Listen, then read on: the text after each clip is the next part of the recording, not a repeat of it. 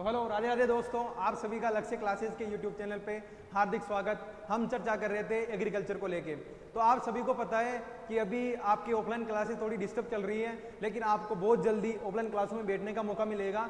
तो आप क्या कर सकते हो, अभी आपने जो ऑनलाइन वीडियो चल रही है इन सभी का आप क्या कर सकते हो, जिन बच्चों ने इस चैप्टर को नहीं पढ़ा या इस टॉपिक को नहीं पढ़ा तो इस टॉपिक को नोट कर सकता है। देखो अभी कुछ सिचुएशन ऐसी बनी हुई है कि आपको हम ऑफलाइन क्लासों में नहीं बुला सकते हैं, क्योंकि हमारे जो कलेक्टर महोदय हैं, मोदी ने बोल दिया, इसका मतलब है बोल दिया, क्योंकि देखो पावर भी होता है। अब बिना उनके जो उन्होंने आदेश निकाला है उस आदेश का अगर हम उल्लंघन करें तो आपको पता है कि किस प्रकार रहेगा। तो आप सभी घर पे बैठे शिक्षा ले, अच्छे से पढ़े चीज़ों को, और अच्छे से पढ़ने का मौका मिला है आपको तो आप अच्छे से अध्ययन करें। देखो कल पढ़ रहे थे हम बीज, तो आपके सामने जो बीज का टॉपिक लेके आए थे उस बीज के टॉपिक में हम चर्चा कर रहे थे। तो आपको ध्यान रखना है कि जो बीज पढ़ रहे थे उस बीज की मैंने क्या बताई थी, डेफिनेशन बताई थी। बीज को हम कहते हैं सीड। तो सीड की हमने दो प्रकार देखे थे कि बीज के प्रकार क्या होते हैं, परिभाषा होती है, इसकी परिभाषा भी चर्चा कर चुके थे।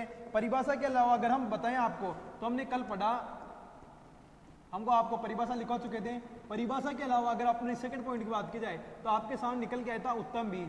अतः उत्तम बीज किसे कहोगे आप, उस बीज में क्या क्या गुण होने चाहिए, ये सब आपको मैंने कल वाली वीडियो के अंदर बता चुका। यहाँ तक हो गया सर? हाँ, आपको मैंने यहाँ तक करवा दिया। और उत्तम बीज की अगर बात की जाए तो कितना परसेंट अधिक देगा प्रोडक्शन, 10 से 15% अधिक, यानी कि 10 से 15% सामान्य बीज की तुलना में अधिक उत्पादन दे, तो उस बीज को हम क्या कहेंगे, उत्तम बीज कहेंगे। तो सर यहाँ तक हो गया, आप आगे बढ़ा दो हमारे को। हाँ, तो अगर इसकी गुण होगी तो मैं आपको गुण बता चुका था एक एक। अरे गुण बता दिए थे ना। अरे एक अच्छा सा कमेंट करो पहले तो मेरे, पहले तो आप कुछ भी मत करो, एक अच्छा सा कमेंट करो ताकि मेरा मनोबल बढ़े, ताकि मेरा कोई अच्छा हो। देखो मैं यहाँ पर कोई नहीं है, मैं आपको यहाँ दिखा दूँ, लेकिन दिखाऊँ कैसे? ये देखो बाहर कोई नहीं बैठा हुआ यहाँ पर सिर्फ मैं हूँ और आप, और ये कैमरा है। मैं कैमरे को देख के बोल रहा हूँ और ये वीडियो आप तक पहुंच रही है। तो आपको क्या करना है कि प्रॉपर जिस चीज़ को आप पढ़ रहे हो उस चीज़ के जो मैंने पढ़ा दी है उस चीज़ों पे आप कमेंट किया करो, हाँ सर ये हमारे टॉपिक हो गया। हाँ देखो, अगर बात की जाए कि उत्तम बीज के गुण थे और वह गुण मैं आपको लिखवा चुका था, गुण आपके कंप्लीट हो गए थे। तो देखो आगे अगर आज बात करें तो आगे आज हम पढ़ने वाले हैं, आपको मैंने कल पढ़ाई थी, एक तो मैंने बताई थी भौतिक शुद्धता और एक पढ़ाई थी मैंने आपकी आनुवांशिक शुद्धता। दोनों टॉपिक हमने कल क्लियर हो गए थे।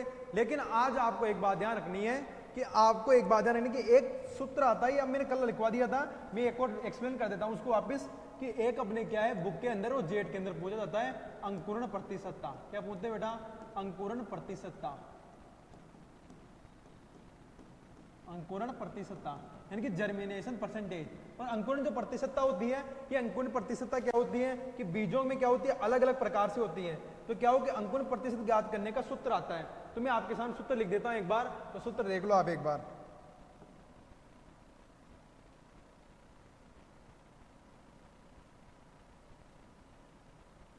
देखो सूत्र में क्या होता है,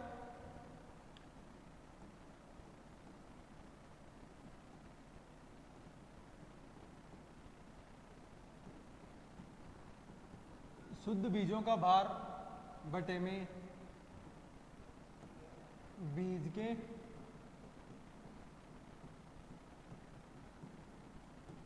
सैंपल का भार। और ये क्या होता है अपना, ये होता है अपना अंकुरण जो प्रतिशतता होती है, वह अंकुरण प्रतिशतता जो ज्ञात करने का जो सूत्र होता है वो सूत्र निकल के आता है। अब आपको इसमें ध्यान रखना है कि इसके आगे क्या लगाना, आपको इंटू से 100, तब आपकी क्या निकलेगी बेटा, परसेंटेज निकल जाएगी ऑटोमेटिकली। तो ये आपका सूत्र हो गया। ये किसका हो गया? अंकुरण प्रतिशतता ज्ञात करने का सूत्र। और अंकुरण प्रतिशतता की बात की जाए तो इसकी मैं लिख देता हूं एक लाइन करके,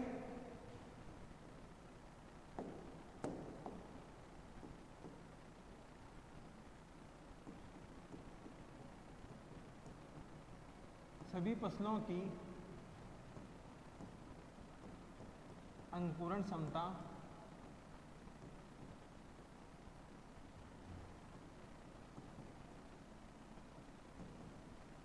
भिन्न भिन्न होती है।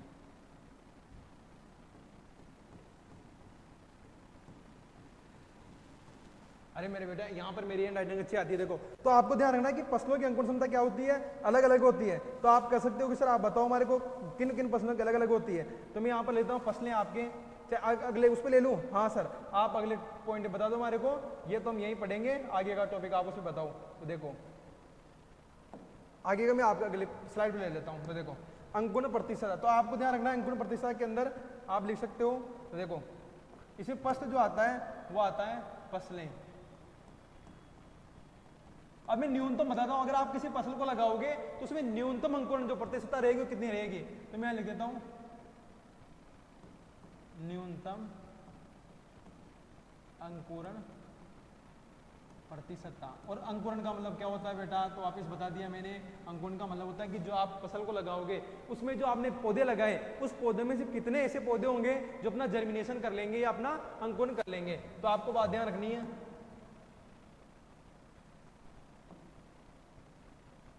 तो देखो अंकुरण जो प्रतिशत निकल के आती है वो अलग अलग फसलों की अलग अलग होती है। तो मैं आपके सामने यहाँ पे लिख देता हूँ। अगर बात की जाए तो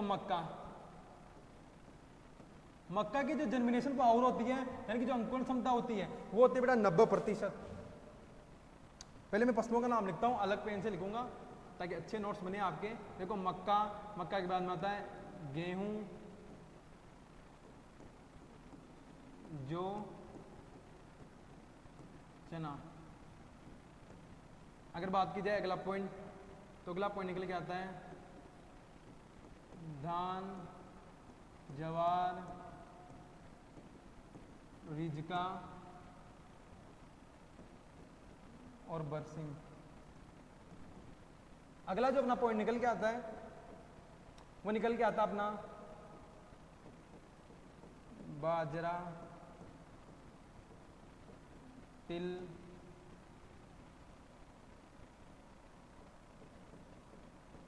मोठ,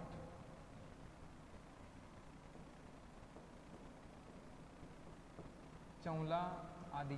अगर बात की जाए इनकी, तो इनकी जो जर्मिनेशन परसेंटेज होती है, जो इनकी अंकुरण क्षमता होती है वो होती है बेटा, मक्का की बात की जाए तो होती है 90%।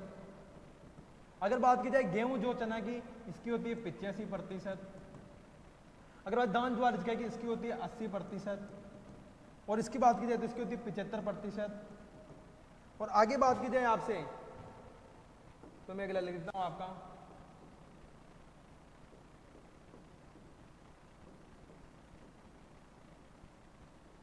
सोयाबीन, मूंगफली,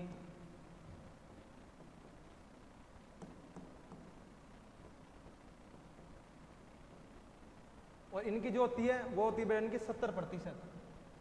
और अगला जो अपना निकल के आए इनकी एक बच गया, और उस बचे हुए को नाम लिखना चाहूं मैं, तो उसका लिख लेना आप।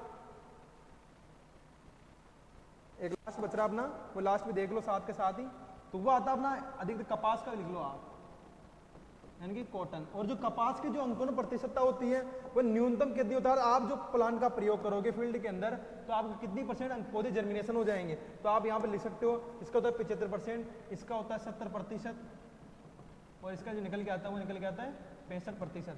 अर्थात आपको ध्यान रखना है कि इसके अंकुरण प्रतिशतता मैंने आपको बताई, और आपको ध्यान रखना है कि किस पौधे की कितनी होती है, यानी कि न्यूनतम अंकुरण प्रतिशतता। और ये आपके सामने लिखी हुई है फसलें। तो आप एक बार देखो इसको, आपको दिख रहा होगा, आप आराम से इन चीजों को नोट कर सकते हो। आगे आपको देखने को मिला कि अंकुरण प्रतिशतता क्या होती है। तो अंकुरण प्रतिशत का मतलब होता है कि शुद्ध बीजों का भार, बीज के सैंपल का भार, और जब आप इसे 100 से मल्टीप्लाई करोगे तब आपको निकल के आएगी कि इसके अंदर आपको कितने % जर्मिनेशन होता है। तो आगे देखो आप, अगर आगे बात की जाए तो आगे आपकी एक और शुद्धता आती है जिसको बोलते हैं भौतिक शुद्धता। तो आपके सामने वो टॉपिक को मैं क्लियर कर देता हूं। तो आपने हेडिंग लगाना भौतिक प्रतिशतता,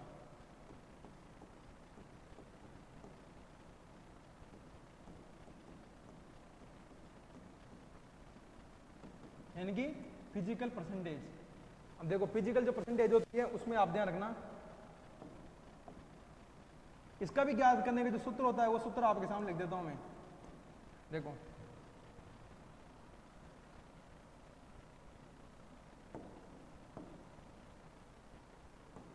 इसमें देखो, एक मिनट आप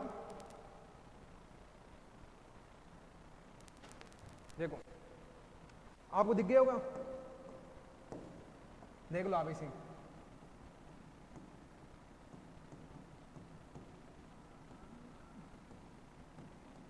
अंकुरित बीजों की संख्या, अंकुरित बीजों की संख्या, और जिसका सूत्र होता है वो होता है बटे में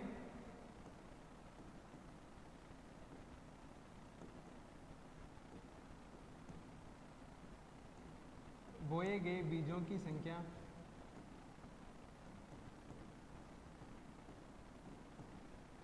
और आप जब इसे 100 से मल्टीप्लाई करोगे तब आप निकल के आएगा कि आपको भौतिक प्रतिशतता कितनी होती है। ये उसके ज्ञात करने का क्या होता है, सूत्र होता है। अब आपको पता होगा कि अगर मैं उदाहरण देके बताऊं तो आपको ध्यान रखना कि भौतिक प्रतिशतता सभी की अलग अलग होती है। आपको पता है कि जो भी उसके अंदर आप प्रयोग करोगे, यानी कि सूत्र क्या निकल के आता है कि अंकुरित बीजों की संख्या, आपने मान लो कितने बीज लगाए बेटा 100, उसमें से कितने हुए 70 बीजों का अंकुरण हुआ, और आपने बोए गए बीजों कितने की संख्या थी 100, तो 75 100 का मल्टीप्लाई करो 100 करो तो कितनी परसेंटेज निकल के आएगी, 75% निकल के आएगी। तो ये आपको सूत्र निकालने का सूत्र है। अगर बात की जाए यहाँ पे, तो यहाँ पे उदाहरण दे सकता हूं मैं कि सर्वाधिक जो आपकी जो भौतिक शुद्धता होती है वो होती है भिंडी के अंदर।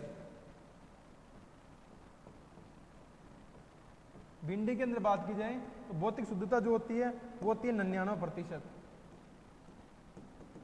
अगर बात की जाए आपसे सेकंड, तो सेकंड आती है कद्दू वर्गीय सब्जियां,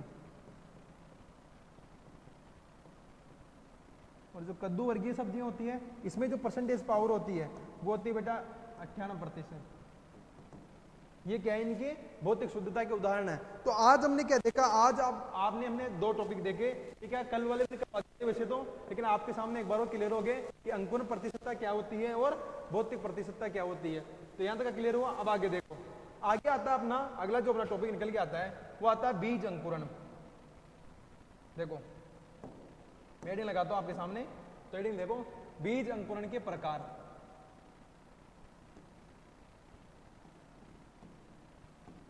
बीज अंकुरण के प्रकार।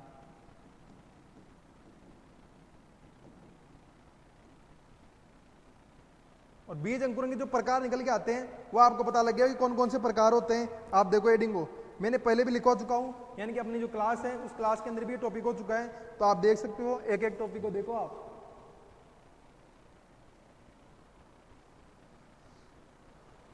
हाँ देखो, देख लिया, हाँ सर देख लिया। तो आपको एक एक टॉपिक उतारते रहना है, उससे क्या होगा कि आपको क्या है ये एक टॉपिक बिल्कुल क्लियर हो जाएंगे और आप इसके नोट्स बनाते रहो। जो हमारे जो पहले वाले बच्चे हैं जिन्होंने ये टॉपिक नहीं पढ़ा, वो इस टॉपिक का आराम से भरपूर आनंद ले सकते हैं, क्योंकि ये आपके सामने वापस करवाया जा रहा है। तो आप देखो, अगर बात की जाए आपके सामने कि बीज अंकुरण के जो प्रकार होते हैं वो कितने प्रकार होते हैं, तो आपको मैं बताता हूं।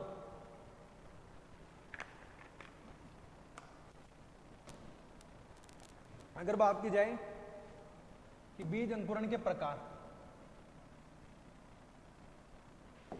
और देखो प्रकार में जो इसका स्पष्ट प्रकार निकल के आता है बेटा उसको बोलते हैं ऊपरी भूमिक अंकुरण। ऊपरी भूमिक अंकुरण, और ऊपरी भूमिक अंकुरण को आप इंग्लिश में भी ध्यान रखना, इसको बोलते हैं इपीजियल। Epigeal germination. आप देखो ऊपरी भूमिक अंकुरण क्या होता है। ऊपरी भूमिक अंकुरण क्या होता है, इसकी परिभाषा अगर आप देखना चाहो तो इसकी परिभाषा आप देख सकते हो। इसका मतलब ये होता है कि क्या इसमें अंकुरण के समय क्या रहेगा, बीज का जो बीज पत्र होता है, अंकुरण के समय क्या रहेगा, बीज का जो बीज पत्र होता है वो क्या होता है, मर्दा के क्या होगा, बाहर निकल जाएगा। तो क्या कहलाएगा, ऊपरी भूमिक अंकुरण। तो आपको मैं परिभाषा लिख देता हूं, आप नो टेंशन रहे, आपके सामने परिभाषा लिख रहा हूं। तो देखो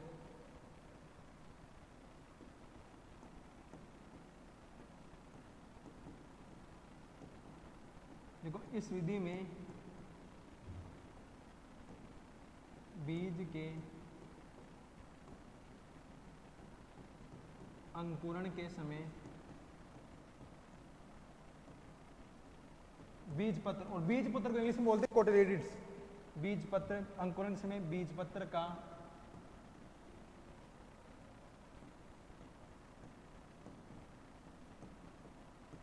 भूमि से बाहर निकल जाना, और वह क्या कहलाता है आपका ऊपरी भूमिक अंकुरण। और ऊपरी भूमिक अंकुरण में आप बात ध्यान रखना कि इसमें अगर आगे बात की जाए तो इसके उदाहरण निकल के आएंगे, और उदाहरण में आपको बात ध्यान रखना कि इसके उदाहरण बहुत इंपॉर्टेंट है। इंपॉर्टेंट क्यों है, क्योंकि आपको पता है कि 2 प्रकार से अंकुरण रहेगा, या तो रहेगा ऊपरी भूमिक या रहेगा अधोभूमिक। ऊपरी भूमिक में आपको पता लग गया कि क्या होगा, बीज पत्र कहां निकल के आएगा, बाहर निकल के आएगा। तो देखो आप इसका उदाहरण बहुत इंपॉर्टेंट है, पूछा भी गया है, तो आप बिल्कुल ध्यान रखना नोट उदाहरण का। तो उदाहरण में एक बार लिख देता हूं मैं आपके, लेकिन मैं उसको समझाऊंगा विषय बेटा, मैं उदाहरण तो लिखवा दूंगा मेरे राजा, लेकिन उसको मैं समझाऊंगा विषय आपको। देखो उदाहरण में आती है सभी खरीफ दलहनी फसलें, सभी खरीफ दलहनी फसलें। और खरीफ जो दलहनी फसलें होती है उनका अगर नाम लिखूं मैं तो उसका नाम होता है, खरीफ दलहनी फसलों में आप लिख सकते हो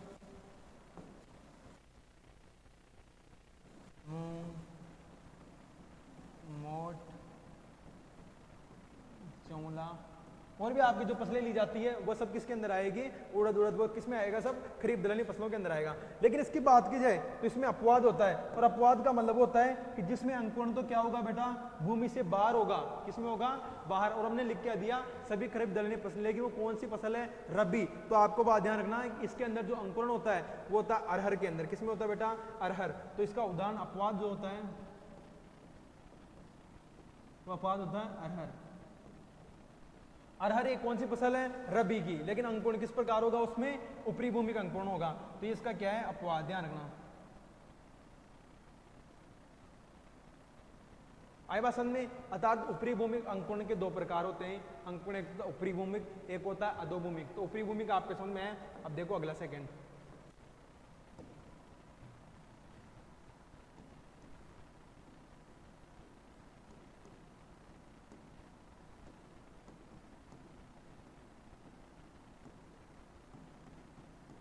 अधोभूमिक अंकुरण। और अधोभूमिक जो अंकुरण होता है इसको बोलते हैं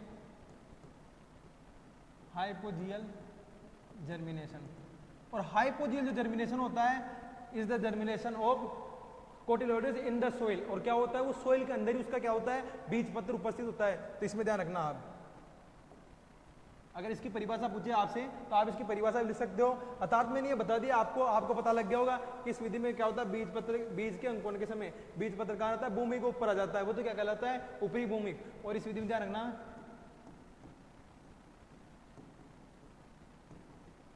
इस विधि में बीज के अंकुरण के समय, इस विधि में बीज के अंकुरण के समय, अंकुरण के समय बीज पत्र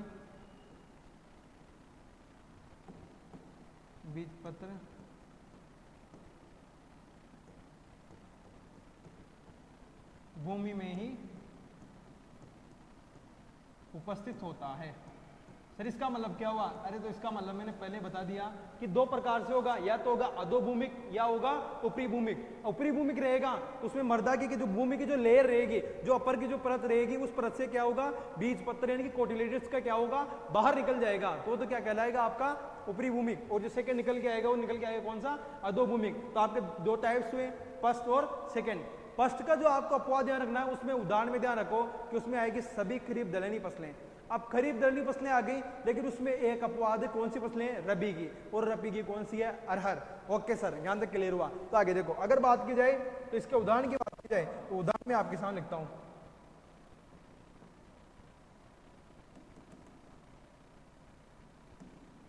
तो देखो उदाहरण,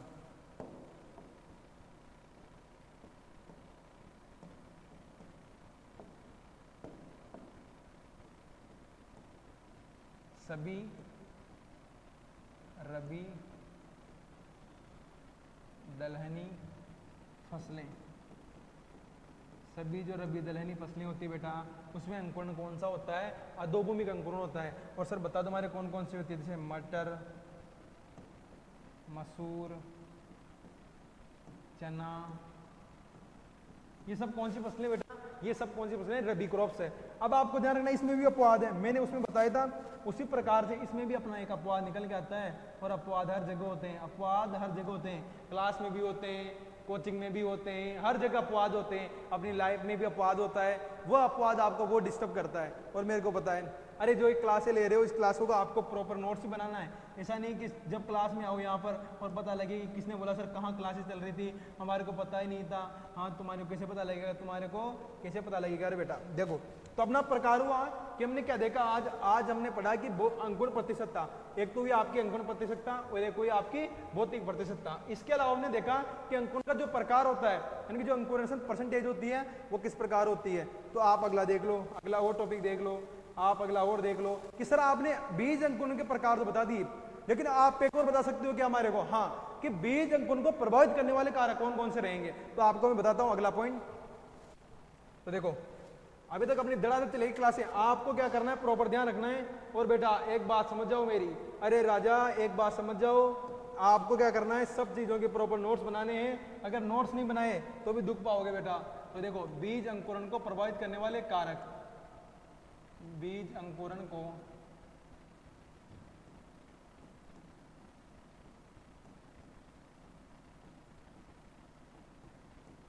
प्रभावित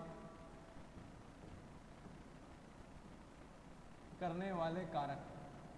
अब बताओ, बीज अंकुरण का मतलब मैंने बता दिया कि बीज अंकुरण का मतलब क्या होता है कि जब पौधे, जब किसी बीज में से क्या निकलेगा, बूंद निकलेगा, तो क्या कहलाएगा, बीज अंकुरण को प्रभावित करने वाले कारक। और कारक में आपको बात ध्यान रखना है कि जो आप जो कारक लिख रहे हो उस कारक के अंदर एक बात ध्यान रखो कि जो भी आप कारक लिखोगे वह सब कारक किसको प्रभावित करेंगे, बीज अंकुरण को। और बीज अंकुरण को प्रभावित करने वाले कारक में आपको ध्यान रखना कि कौन कौन से होंगे। तो आप देखो यहाँ पर एक एक कारक को देख लो मेरे राजा, एक एक कारक आपके सामने क्लियर होना चाहिए। तो देखो, फर्स्ट जो आपका कारक निकल के आता है वो कारक कौन का निकल के आता है। तो देखो सर आप एक एक को समझाओगे कि हाँ। तो देखो, प्रथम जो कारक होता है बेटा वो होता है मृदा में नमी।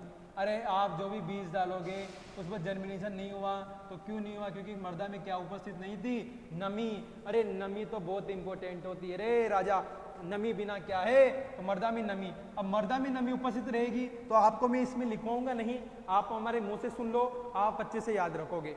तो मृदा में नमी उपस्थित अनिवार्य है, क्योंकि किसी भी बीज का अंकुरण मृदा में उपस्थित नमी के कारण ही होता है। क्योंकि आपने देखा होगा कि कभी भी गेहूं को अपन खेत में लगाते हैं उससे पहले हम रेवनी करते हैं, जो गांव के अंदर बोलते हैं ना, जिसमें पानी पिलाया जाता है प्रथम बार, तो वो करते हैं। क्यों करते हैं, क्योंकि हम पानी भी नहीं रखते हैं। अरे जब खेत में आप जब पिलाव करोगे वो करोगे तो वो जब पानी सूख जाएगा उसके बाद में क्या करोगे, आप गेहूं को लगाओगे। क्यों, क्योंकि उसमें लगाने का आपका एक फायदा रहेगा, क्योंकि मृदा में क्या उपस्थित हो गई, नमी। ठीक है सर, मृदा में नमी होनी चाहिए, हाँ। तो ये क्या होता है, एक अनिवार्य होता है। तो आपको ध्यान रखना है कि ये उसका मृदा में उपस्थित, मृदा में नमी उपस्थित होना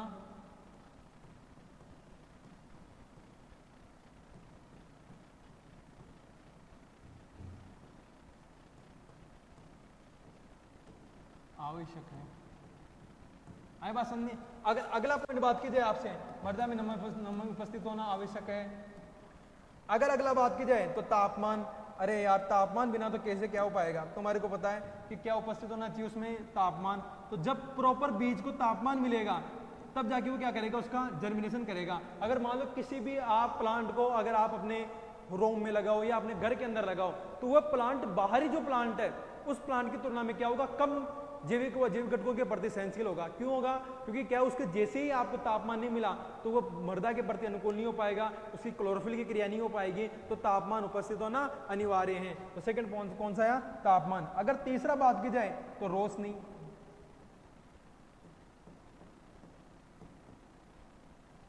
रोशनी में क्या आती है, लाइट। क्या उपस्थित होनी चाहिए बेटा, रोशनी, लाइट। और अगला बात की जाए तो आपको क्या होना चाहिए, प्रॉपर जो आपने जो बीज डाला है खेत के अंदर उसका अंकुरण नहीं हो पा रहा, उसका कारक कौन सा है, तो आपको क्या होनी चाहिए, ऑक्सीजन की उपस्थिति।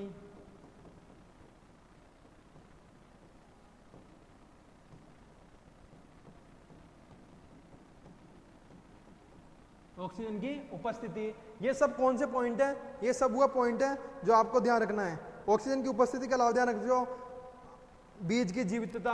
बीज क्या होना चाहिए, जीवित होना चाहिए। ऐसा नहीं कि बीज मरा हुआ है और जिस बीज का आप खेत के अंदर कर रहे हो वो बीज भी जीवित होना चाहिए। ऐसा नहीं कि वो ऐसी कंडीशन में पहुंच चुका है जहां पर आप उसका इंतजार कर रहे हो कि अब कब इसका जर्मिनेशन हो, कब इसको हम खेत में लगाएं। ऐसा नहीं होना चाहिए। तो क्या होना चाहिए बेटा, बीज जीवित होना चाहिए।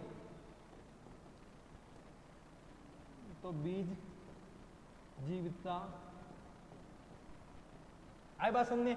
अगर आपको तापमान में बात की जाए तो आपको तापमान में पता है कि जब किसी बीज को तापमान मिलेगा, यानी कि जब उसको क्या होगा, तापमान उपस्थित होगा, तब जाके वो क्या करेगा, अपना जर्मिनेशन करेगा। और तापमान के 3 प्रकार होते हैं।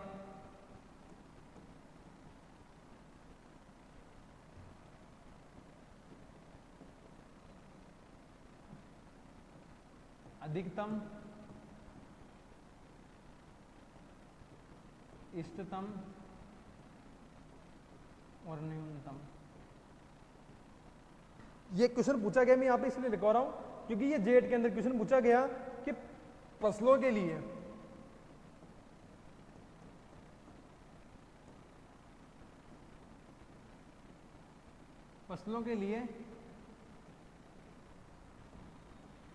उपयुक्त तापमान। और जब ये क्वेश्चन पूछा गया तब बच्चों ने बहुत सारे गलत करके आगे कि कौन सा तापमान उपयुक्त रहता है। तो फसलों के लिए जो तापमान उपयुक्त रहता है मेरे राजा, वो रहता है कौन सा? इष्टतम। आए बात समझे? क्यों? क्योंकि इष्टतम पे क्या होता है, न तो तापमान न्यूनतम रहता है न अधिकतम रहता है। तो जब दोनों के मिडल का रहेगा तो अपने कौन सा कहलाएगा? वो इष्टतम कहलाएगा। तो आपको पता होगा कि बीज अंकुरण जो प्रकार होते हैं वो प्रकार आपको सामने लिखवा दिए। तो आपको एक बार इसको देखो फर्स्ट कौन सा है? ऊपरी भूमक, जिसको बोलते हैं एपीजीएल। एपीजीएल के अंदर आपको ध्यान रखना है कि क्या होगा कि जिसका जो बीज पत्र है वो बीज पत्र क्या होगा? मृदा से क्या होगा? बाहर आ जाएगा। वो कौन सा कहलाएगा? आपका ऊपरी भूमिक। और अगला कौन सा आता है? अधोभूमिक। और अधोभूमिक में आपको ध्यान रखना है कि उसके अंदर क्या होगा कि बीज पत्र है, वो बीज पत्र क्या होगा? मृदा के अंदर उपस्थित रहेगा।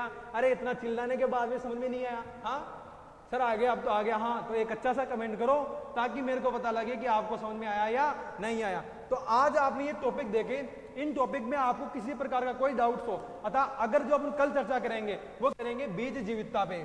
बीज जीवितता का मतलब ये होता है कि कोई भी जब आप सीड लेने जाओगे मार्केट में या किसी ग्राहक के पास या किसी किसान के पास, तो आपको उसका टेस्ट करना पड़ेगा कि ये बीज जर्मिनेशन परसेंटेज है या नहीं है। क्यों? क्योंकि किसी भी बीज को आप बाहर से लेके आ रहे हो तो यहाँ जब आप लेके आओगे तो आपको पता लगेगा कि इसमें जर्मिनेशन है या नहीं है। आपने लाके खेत में तो लगा दिया लेकिन बीज का अंकुरण ही नहीं हुआ, तो आपने जो भी उसमें इन्वेस्ट किया है वो सब आपका क्या हो जाएगा? डिक्रीज हो जाएगा। तो आपको क्या करना है कि आपको जो भी बीज लेके आना उसकी टेस्टिंग करानी है। तो उसके लिए कुछ टेस्ट किए जाते हैं, जैसे टेट्राजोलियम टेस्ट हो गया। अगर बात कीजिए आपके टेस्ट की, तो मैं टेस्ट में आपको दो टेस्ट का नाम लिखता हूँ। देखो एक तो देखो टेस्ट में आपके दो टेस्ट होते हैं, एक जो फर्स्ट टेस्ट होता है, देखो फर्स्ट एक टेस्ट होता है जिसका नाम होता है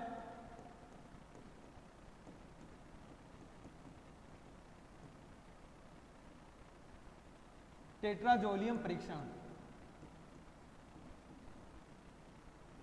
और जो आपका एक सेकंड टेस्ट हो उसको बोलते हैं ग्रो आउट टेस्ट। अर्थात ये आपके दो टेस्ट ऐसे इंपॉर्टेंट हैं जिससे क्या करोगे आप कि आपको पता लगेगा कि बीज जीवित या नहीं है। ये तो होगा आपको बीज जीवितता के लिए और ये होगा उसकी आनुवंशिक शुद्धता के लिए। तो ये दो टेस्ट किए जाते हैं। इन दो टेस्ट के अंदर किस केमिकल का यूज किया जाता है, कितने समय पर किया जाता है, किसने प्रथम बार टेस्ट किया, किस क्रॉप्स पे किया, वह सब डिस्कशन हम करेंगे। आज के लिए हम इतना ही विराम करते हैं, फिर मिलेंगे एक नई क्लास के साथ।